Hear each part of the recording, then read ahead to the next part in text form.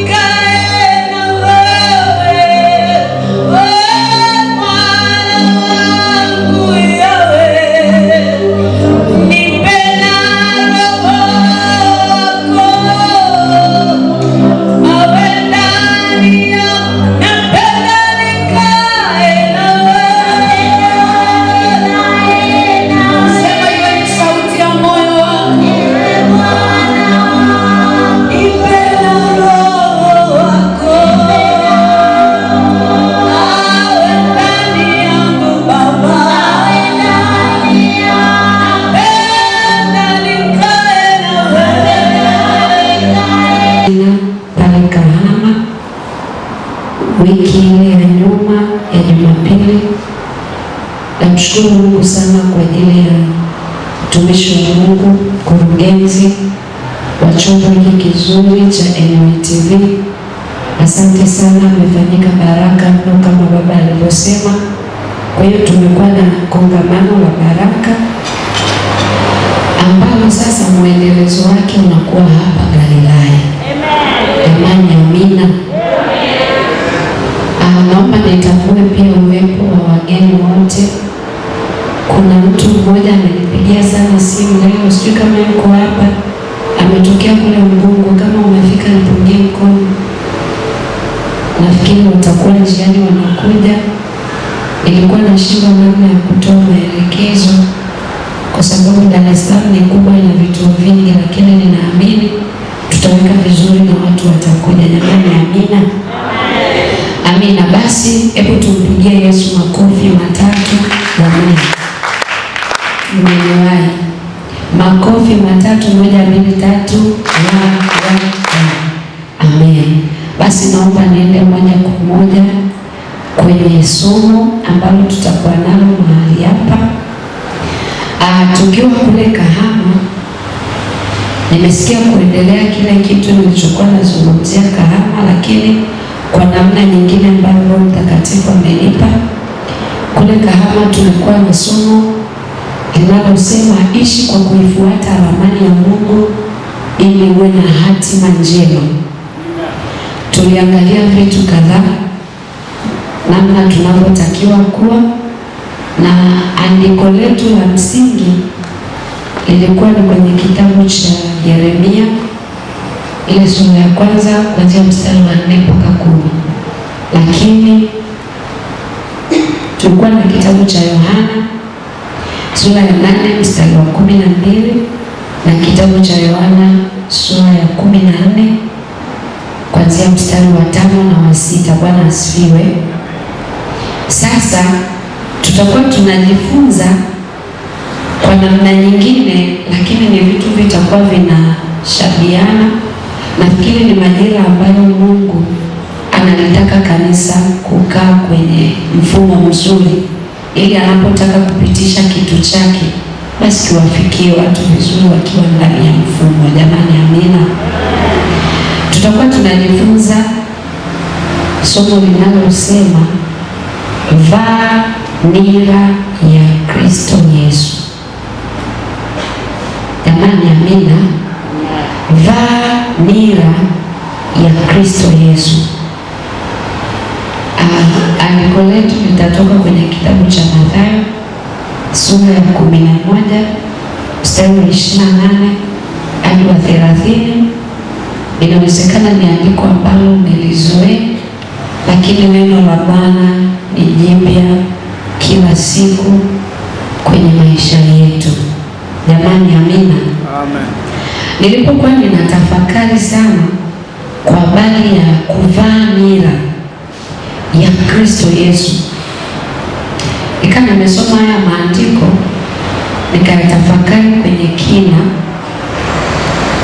kwenye kina chake, sawasawa na vile Roho Mtakatifu alikuwa ananifundisha kwa ajili ya kuachilia kitu kwenye hili wiki ndani ya mioyo yetu, ili tufike pale ambapo angetamani tufike. Nikawa angalia kwa nini alikuwa anasema tuvae nira. Naomba tusome hayo maandiko. Mathayo 11 kuanzia mstari wa 28 anasema, njoni kwangu ninyi nyote msumbukao na wenye kulemewa na mizigo, anasema nami nitawapumzisha. Mstari wa 29 anasema, jitieni nira yangu mjifunze kwangu, kwa kuwa mimi ni mpole na mnyenyekevu wa moyo, nanyi mtapata raha nafsini mwenu, kwa maana nira yangu ni laini na mzigo wangu ni mwepesi. Kwenye mstari wa 29 unaona kuna neno la mwisho kabisa, ili anasema nanyi mtapata raha nafsini mwenu. Nikati na tafakari, kwa nini hatuna raha? Bwana asifiwe. Wengi wetu tunatafuta raha, si ndio jamani? Yaani ukiamka asubuhi ukijitazama, hasa kama kuna vitu umevipitia, unakuta kama moyo wako kuna namna hauna utulivu, hauna furaha. Kwa hiyo unakuta hitaji lako kubwa ni nini? Kupata raha, ule utulivu wa moyo. Musa alipokuwa anamwambia Mungu kwamba uso wako usipoenda na sisi usitutoe hapa, Mungu alimwambia Musa, uso wangu utakwenda pamoja na wewe, nami nitakupa raha. Alafu tunakuja kuangalia huku Yesu naye anasema mtapata raha nafsini mwenu. Kumbe nikaona kumbe raha kwenye maisha ya Kikristo ni kitu cha muhimu sana. Bwana asifiwe. Wangapi mnaniunga mkono kwamba raha ni kitu cha muhimu? Ule utulivu wa moyo, kufurahia wokovu, kufurahia maisha yako ya kimwili, kufurahia kazi ulionayo, kufurahia zile baraka ambazo Bwana amekupa. Unaelewa? Kuna mtu ana mali, ana kazi nzuri, lakini amekosa kitu kinaitwa raha. Sawa? Sasa nikagundua kumbe ile raha wala haitokani na vitu tulivyo navyo. Raha haitokani na mali. Raha haitokani na kazi. Raha haitokani na kuwa maarufu. Sawa jamani? Raha haitokani na kuwa na familia nzuri. Raha haitokani kuwa na mke mzuri ama mume mzuri. Kumbe raha inatoka kwa Bwana. Amen. Bwana asifiwe. Amina. Bwana asifiwe. Amen. Katafakari nikaona okay, sasa hii raha ili tuipate lazima tujitie kwenye nira ya Kristo Yesu. Bwana asifiwe. Jamani, amina. Jamani, haleluya. Na maisha yetu, Wakristo wengi wa leo, maisha yetu yako nje ya nira, na ndio maana hatuna raha. Lakini yule anayevaa nira, hiyo raha lazima aipate, kwa sababu ndivyo neno la Bwana linavyosema. Bwana asifiwe. Nilipokuwa ninaongea Kahama kwa habari ya kutembea kwa kufuata ramani ya Mungu, nilisema kwa habari ya kitabu cha Yohana hiyo sura ya 14 mstari ule wa 5. Kuna kitu Tomaso alimuuliza Yesu, kamwambia Yesu alikuwa anaongea kwa habari ya msifadhaike moyoni mwenu, alikuwa anaongea kwa habari ya kurudi kwake. Tomaso akamwambia, wewe unasema tutaendaje wakati hatuijui njia? Bwana asifiwe. Wewe unasema kwa Yesu kuna raha, mbona mimi naishi bila raha? Hayo ni maswali ya mhitaji anayetamani kuishi maisha yaliyokusudiwa. Jamani, amina. Amen. Lakini Yesu akamjibu Tomaso kwenye mstari wa 6, anamwambia mimi ndimi njia. Sawa eh? Ukisoma ile maandiko kuna mkato pale, alafu anaongeza na kweli. Sawa eh? Sasa mimi nataka niongelee hiyo kweli, kwamba nikasema kweli ni uhalisia usio na shaka. Sawa jamani? Kwa hiyo na hapa Galilaya anasema hivi, ikiwa Mungu anasema jitieni nira yangu kupitia nani? Yesu Kristo. Sawa jamani? Maana yake ikiwa ukijitia nira, amemalizia kusema utapata raha nafsini mwako. Huo ni ukweli usio na shaka. Bwana asifiwe. Jamani, amina. Bwana asifiwe, wana wa Mungu. Wangapi tunatamani raha? Kuanzia leo lazima tukubali kujitia kwenye nira ya Kristo Yesu. nira yake ni laini na mzigo wake ni mwepesi. Alafu kwenye mstari wa 28 ametangulia kusema njooni kwangu. Bwana asifiwe. Waga tunafikiri lile andiko ni kwa ajili ya watu ambao hawajaokoka. Hapana, hata sisi tuko kanisani, lakini tuna mizigo mingi. Bwana asifiwe jamani, haleluya. Bwana asifiwe. Kwa hiyo nikani na tafakari kwamba ili tupate raha tunafaa kuwa ndani ya nira ya Kristo Yesu. Jina la Bwana libarikiwe. Amen. Sasa wakati tunaifahamu nira,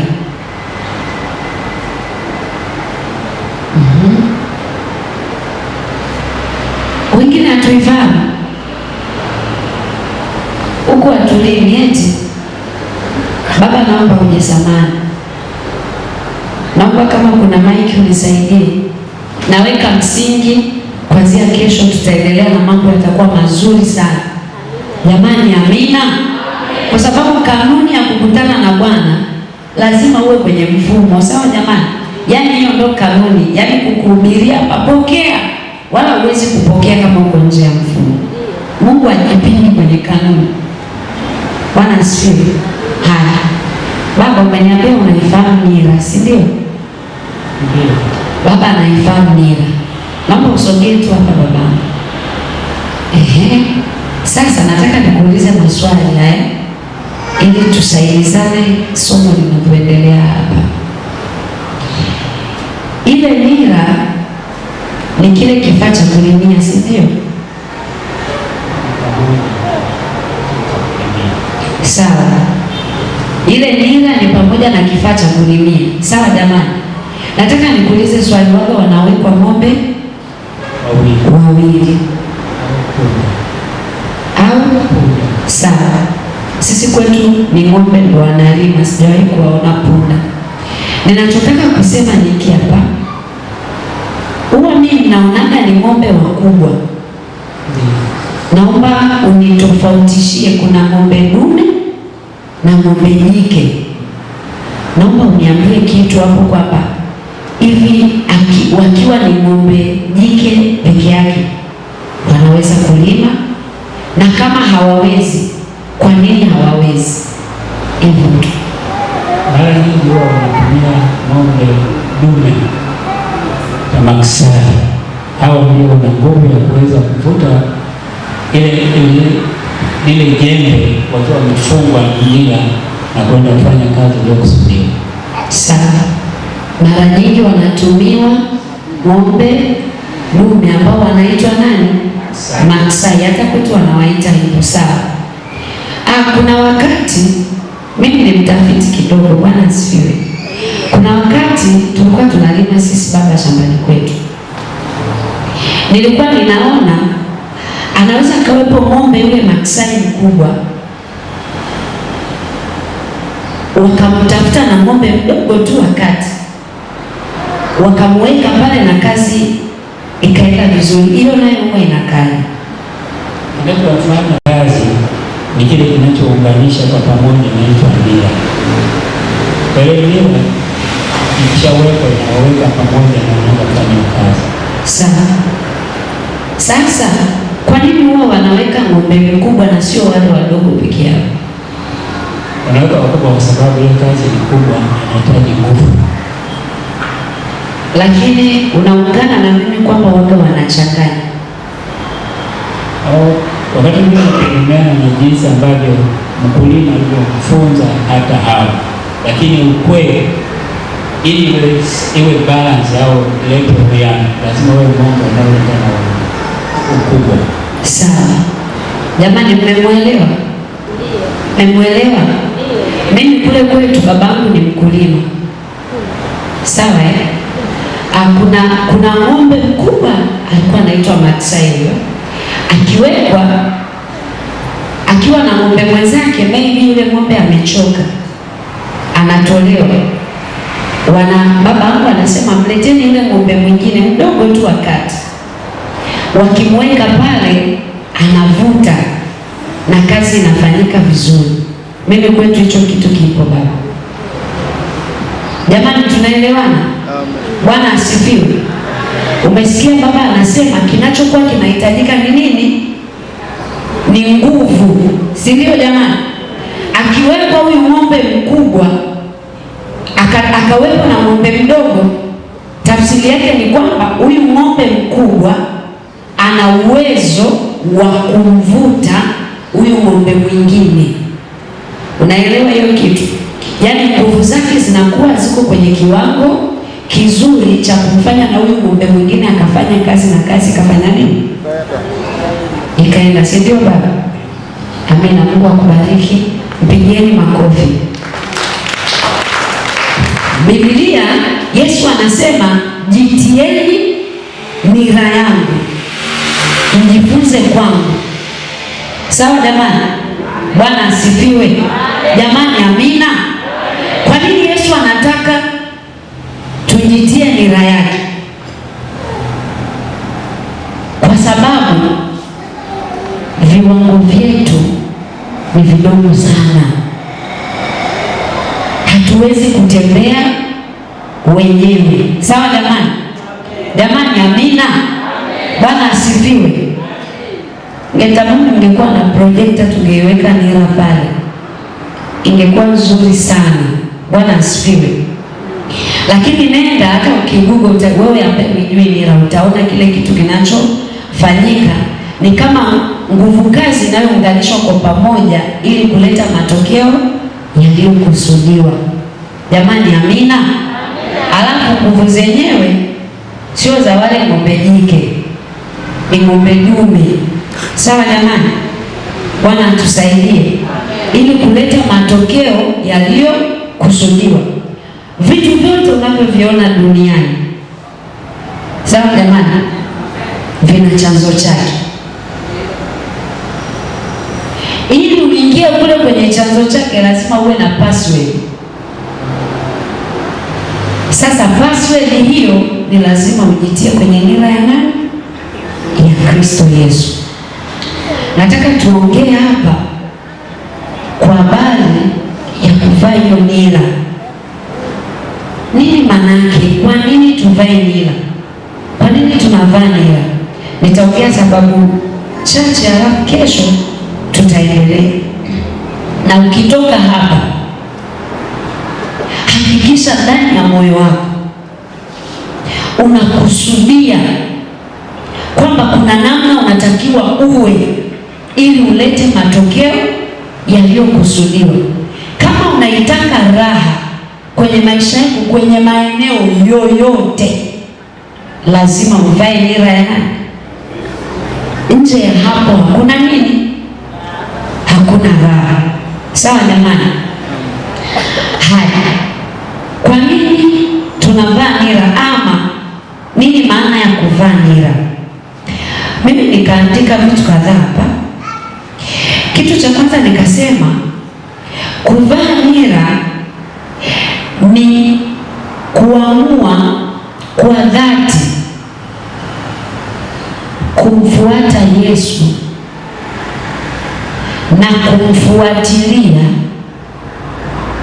hatua kwa hatua siku zote. Narudia tena, kuvaa nira ni kuamua kwa dhati kutoka ndani ya moyo wako, kuamua kwa dhati kumfuata Yesu na kumfuatilia hatua kwa hatua. Bwana asifiwe. Tunataka matokeo. Kuna maswali unayo mengi, unahitaji majibu. Ni lazima uamue kutoka ndani ya moyo wako, sawa jamani, kumfuata Yesu na kumfuatilia hatua kwa hatua mpaka ufike vile viwango vya kufanana naye. Kama tulivyoona ile nira ni sio niseme ni fito ile imetengenezwa au ni kitu gani, ambacho kina milango miwili. Ng'ombe mmoja anaingia mlango huu na ng'ombe mwingine anaingia mlango mwingine. Sawa jamani? Yaani unaingia kama ulivyo kwa dhati. Kumbuka inaitwa nini? Nira. Sawa jamani? Yaani unaingia kwa moyo wako wa dhati, alafu unaanza kufuatilia hatua kwa hatua siku zote. Bwana asifiwe. Unaelewa? Hatua kwa hatua. Kahama nilikuwa naongea kutembea kwa kuifuata ramani. Nikawaambia ramani ina kona, ina milima, ina mabonde, ina mito, ina bahari, ina maji, lakini unatakiwa kutembea kwenye hiyo ramani. Ukilia unalia huko ndani ya ramani, ukicheka unacheka ndani ya nini? Kwa hiyo na hapa nataka kusema nini? Unatakiwa kuivaa nira ya Kristo Yesu kwa kumfuatilia Yesu hatua kwa hatua, bila kuamua kuchomoka kwenye nira, bila kuamua kuvua nira. Ikiwa unataka matokeo yaliyokusudiwa, lazima uamue kwa dhati. Bwana asifiwe.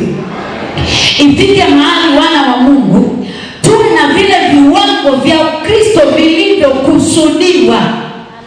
Bwana asifiwe. Tutoke kwenye vile vilio, tutoke kwenye yale maumivu, tutoke kwenye zile taabu, tutoke kwenye zile shida. Tuhakikishe tumekaa pamoja na Bwana, na hauwezi ukatoka hapo kama hauko ndani ya nira. Hauwezi kutoka kwenye shida ulionayo, haitakaa itokee. Kama hujakaa kwenye nira ya Kristo, haitakaa itokee.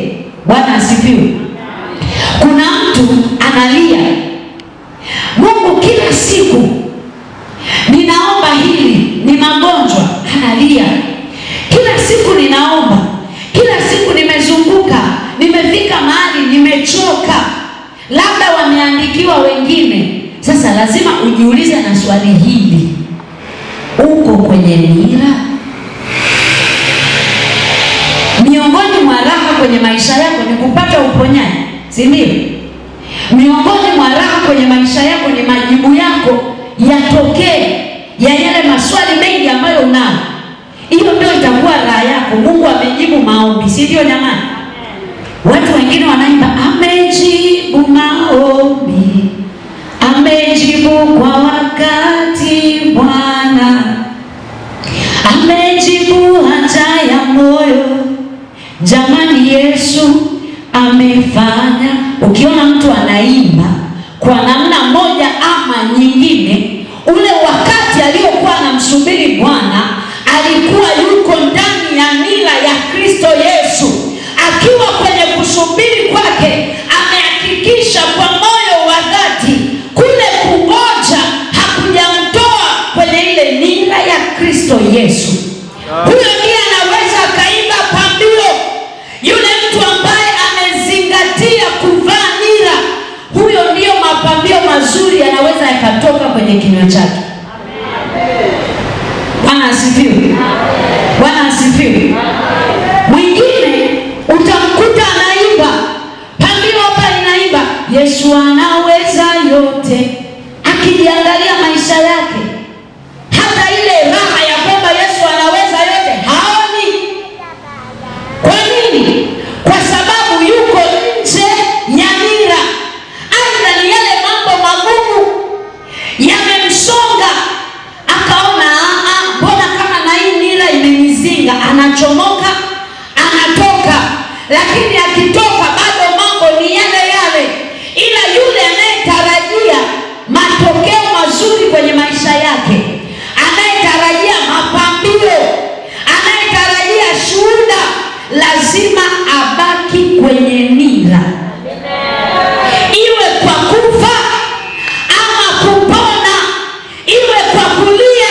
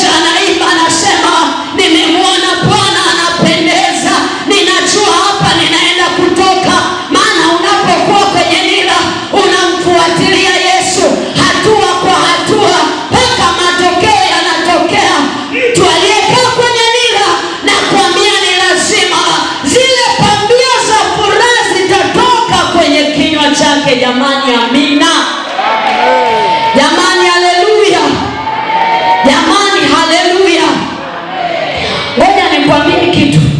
Mungu huwa na majibu yetu eti. Hakuna kitu ambacho umeenda kuuliza kwa Bwana eti Mungu akakosa majibu. Hapana. Hakuna ugonjwa ambao umeuma eti umekosa uponyaji kwa Bwana. Hapana. Neno lake ni kweli. Akisema utapata raha nafsini mwako, anamaanisha kazi yako wewe ni kuvaa nira. Na kwambia yupo kwa ajili yako. Yale majira anayoleta majibu, anakuta umekata tamaa, umetoka kwenye nira, umeanza kuhangaika, umeenda kuvaa nira nyingine, umeenda kubeba mizigo mingine. Anapoleta majibu hayaji kwako moja kwa moja, maana haupo kwenye laini yako. Nimekuletea neno la Bwana lile alilomwambia Musa, nenda pamoja na mimi nitakupa raha mwanangu. Alimwambia uso wangu utakwenda pamoja na wewe. Tafsiri yake ni habari ya nira. Wewe unapotembea pamoja na Bwana, manake umevaa nira. Alichokuwa anaongea Musa, anasema Bwana, uso wako usipokwenda na sisi, usitutoe hapa. Maana yake ni kwamba Bwana, tusipovaa nira yako tusitoke hapa, maana usalama wetu uko kwenye mikono yako. Lakini Wakristo wa leo wamebeba vilio, wapo kanisani, wamebeba misiba, wamebeba huzuni, hawaelewi hata maana ya ibada. Macho yao ni machozi mengi kila anapokuja kanisani, badala ya kumwinua Bwana, yeye ni vilio tu. Kila siku analia, kila siku ananung'unika, Bwana niangalie mimi, Bwana niangalie mimi. Nataka nikwambie, Bwana amekuchora kwenye vitanga vya mikono yake. Majira yote anakutazama, majira yote anakuangalia. Vaa nira ya Bwana, vaa nira, ukae kwenye mfumo. Yuko kwa ajili yako. Jamani, haleluya! Bwana asifiwe, Bwana asifiwe. Wewe vaa tu nira ya Kristo, vaa tu nira. Leo tunatafuta miujiza kila mahali ninapokwenda. Roho Mtakatifu amekuwa akinisukuma. Washirika wa leo tunasubiri jumbe za pokea. Kila ukikaa unatamani kutamkiwa baraka. Nisikilizeni, uzima na mauti upo kwenye nira ya Kristo Yesu. Wewe ndiye wa kuamua kwamba nipate uzima ama nipate mauti. Ni kweli baraka za Bwana zipo, ni kweli neno la Bwana lipo kwa ajili yako, lakini linakukuta wapi? Likikukuta kwenye nira, lina matokeo yako. Likikukuta nje ya nira, halitaleta matokeo yaliyokusudiwa. Bwana asifiwe. Jamani, amina. Jamani, amina. Majira ya Mungu yakifika, hakuna makusudi. Bwana asifiwe. Na ndio maana nimekwambia, maana ya kuvaa nira ni kuamua kwa dhati kumfuata Yesu na kumfuatilia hatua kwa hatua kila siku. Bwana asifiwe. Sasa unakuta tunalia, tuna maumivu, tuna vidonda, tuna misiba, lakini Mungu hafurahi kule kulia kwetu hata kidogo. Mungu hafurahi mateso yako hata kidogo. Anachotaka ukae kwenye mfumo, ili akipitisha vitu uvipokee kwa urahisi. Bwana asifiwe. Wanaokaa kwenye mkondo wa maji waga hawana usumbufu wa maji, ila anayekaa nje ya mkondo, huyo lazima atasafa sana, atateseka sana. Jamani, amina. Bwana asifiwe, wana wa Mungu. Haya, nyingine nikaandika, kuvaa nira ya Kristo ni kuamua kwa dhati kuishi maisha ya kumfanania yeye kama alivyo. Bwana asifiwe. Kuvaa nira ya Kristo ni kuamua kwa dhati kuishi maisha ya kumfanania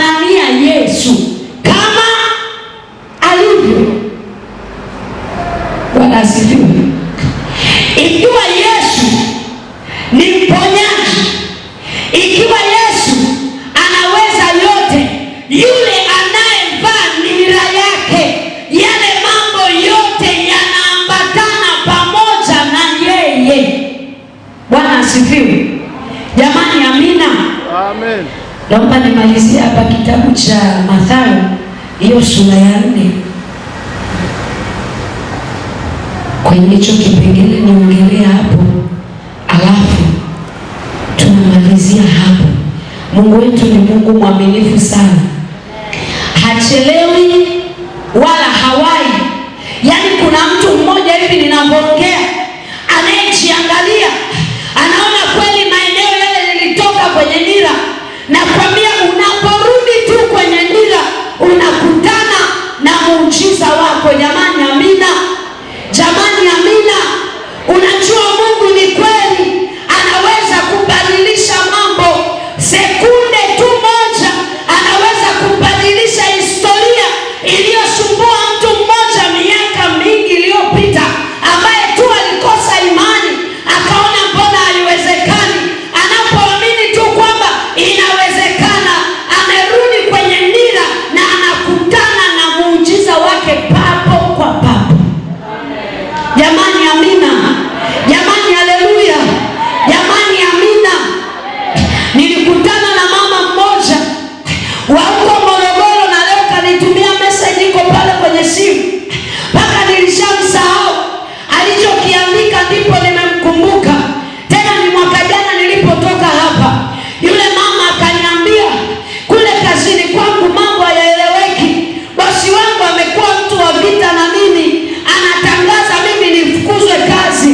Nikamwambia umeokoka? Akaniambia ndio nimeokoka. Nikamwambia wewe unayo mamlaka ya kutamka chochote na kikatokea, maadamu tu uje kwenye mfumo wa Mungu aliye hai. Yule mama amenitumia message pale kwenye WhatsApp, anasema Bwana amefanya kwa lile neno moja tu liloniambia. Anasema Bwana amenisaidia, sasa hivi nina raha kazini na yule bosi wangu ameondolewa yeye. Nakwambia kwa Bwana inawezekana. Akaniambia mtumishi, huko uliko Bwana azidi kukutumia kwa ajili ya wengine. Nasema katika jina la Yesu aliye hai, wiki hii ikawe ni zamu yako wewe unayekubali kuvaa nira ya Kristo Yesu. Bwana akakutendea mema yote, ukapate mapambio ya kuimba, ukapate shuhuda za kuwashuhudia watu wengine, maana kila aliyevaa nira ya Kristo lazima awe na ushuhuda. Jamani, amina.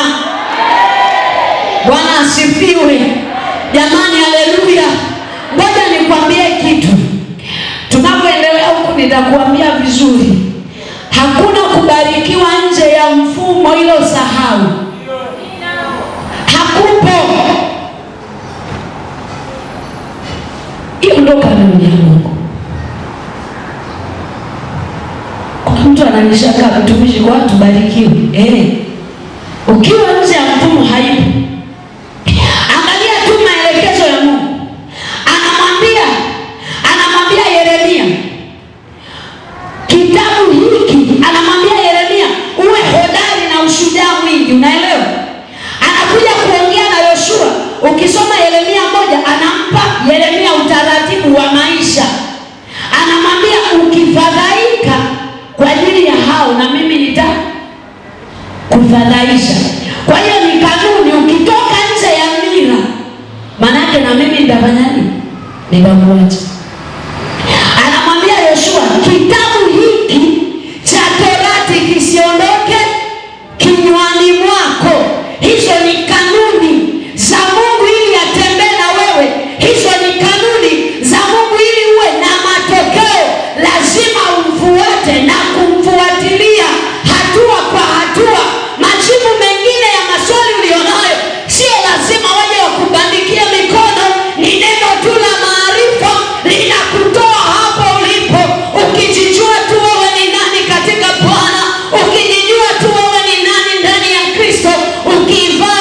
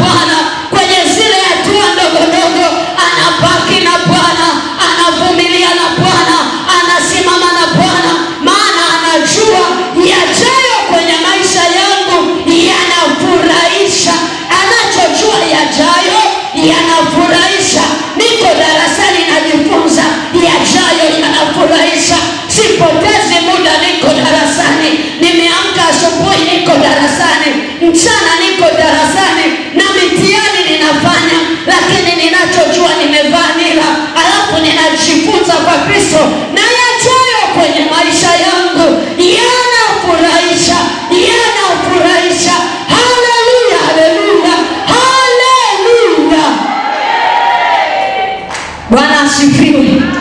Bwana asifiwe. Mathayo 4:19 akawaambia, nifuateni nami nitawafanya kuwa wavuvi wa watu. Mara wakaziacha nyavu zao wakamfuata. Akaendelea mbele, akaona ndugu wengine wawili, Yakobo na Zebedayo na Yohana nduguye, ambao walikuwamo chomboni pamoja na Zebedayo baba yao, wakizitengeneza nyavu zao. Akawaita. Mstari wa 22, mara anasema mara wakakiacha chombo na baba yao wakamfuata. Bwana asifiwe. Hawa ni majamaa walioambiwa Yesu anawaita. Yesu ametoka kwenye maombi. Hawa ni wanafunzi wa kwanza. Unawaona kina Petro wako hapo na wengine. Yesu anawaambia, nifuateni mimi. Nimekwambia kuvaa nira ni kuamua kwa dhati kumfuatilia Yesu hatua kwa hatua. Manake ni kuamua kuambatana pamoja na Bwana. Ili uambatane pamoja na Bwana, ufike kwenye vile viwango vya kuwa mtendakazi pamoja na Bwana, na ni lazima ukae darasani. Angalia akina Petro wakajifunza huko darasani. Ikiwa walijikwaa lakini hawakutoka nje ya mfumo, ilikuwa ni sehemu ya kujifunza. Unaangalia kwenye kitabu cha Matendo, anatokea Petro kwenye ile sura ya 3, anamwambia yule kiwete, anamwambia sina kitu ninachoweza kukupa, lakini nilicho nacho nicho nikupacho. Kwa nini? Kwa sababu alichukua hatua ya kuacha vyote akamfuata Yesu. Hatua ya kwanza, hatua ya pili, akaanza kufuatilia hatua kwa hatua. Huyu ni jamaa aliyevaa nira, anatafuta kumjua Bwana. Na kwenye kitabu cha Ayubu Biblia inasema, mjue sana Mungu ili uwe na amani, ndivyo mema yatakavyokujia. Je, unayataka mema? Kubali kumfuata Yesu na kumfuatilia hatua kwa hatua mpaka ufike mfanano wake, mpaka ufike kwenye viwango vya kufanya yasiyowezekana kuwezekana na yanawezekana. Kuna mtu ananishangaa, ninasema hivi, Yesu akasema kazi nizifanyazo namna zaidi ya hizi mtazifanya. Kwenye mistari ya juu alisema na ishara hizi zitafuatana, manake zitaambatana na wale waliovaa nira, walioamua kuambatana na mimi. Kanisa la Bwana ni wiki la kuambatana na Bwana. Yatosha shetani kufungia baraka zetu, yatosha kukaa kwenye masikitiko kwa jina la Yesu. Kanisa la Bwana ni majira ya kutoka kwenye usingizi mzito. Lazima tukubali kuyatupa mablanketi, kusema tunakaa kwenye nira, tutajifunza hatua kwa hatua. Bado haujachelewa wewe, wakati wa Mungu ni wakati sahihi. Lazima ukubali kutembea kwenye hatua zile ambazo Bwana amezikusudia. Hebu mwangalie Petro. Petro akafika vile viwango vya kufanana na Yesu, anamkana Yesu, lakini wanamwambia, mbona wewe ni mwanafunzi wa Yesu? Petro ananyanyuka, anaanza kutembea. Hatua zake anavyopiga, wanamwambia, mbona ulikataa tu pale, lakini hata hatua zako zinaonyesha wewe ni mwanafunzi. Mimi ninatamani kufika kwenye viwango hivyo vya kufanana na Bwana. Nitakapofika nikiongea, waseme Bwana anaongea ndani yake. Nikitembea, waseme Bwana anatembea pamoja naye. Kwa nini ninasema ishara hizo zinafuatana na wewe? Sio jirani yako, ni wewe. Sio mtu mwingine, ni wewe. Mtu mmoja anayemwamini Bwana ajigonge kifua, aseme ni mimi hapa wa kuvaa nira ya Kristo. Tola mashanda rabababa yanda rabababa saka kora